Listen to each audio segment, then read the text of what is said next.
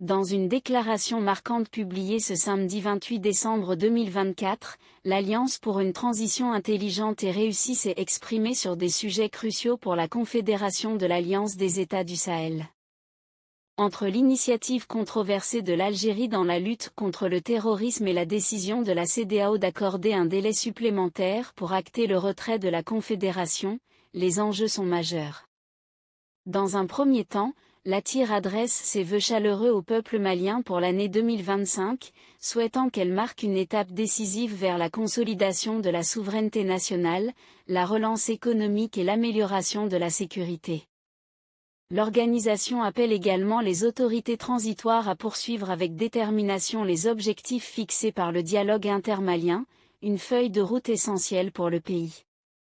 Concernant l'initiative algérienne d'envoyer des troupes au Burkina Faso, l'ATIR se montre prudente. Tout en saluant les intentions affichées de lutte contre le terrorisme, elle souligne le rôle ambigu du président Tebboune, accusé de soutenir des activités hostiles au Mali.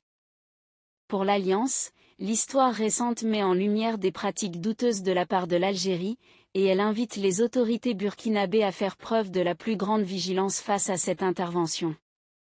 En parallèle, l'ATIR se réjouit de la cohésion au sein des États membres de l'AES, malgré les manœuvres de la CEDEAO visant à fragiliser la Confédération.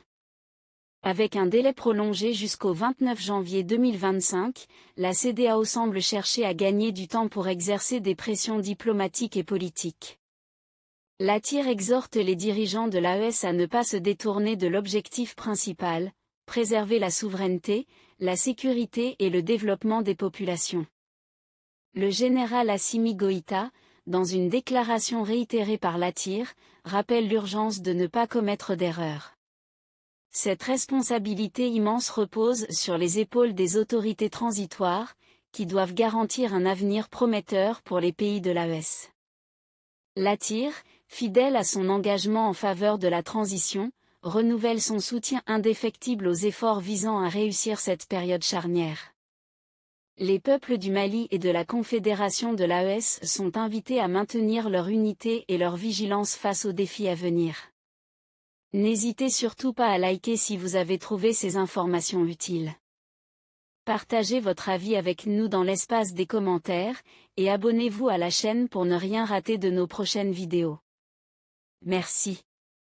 Vive ATIR. Vive le Mali. Vive la Confédération de l'AES.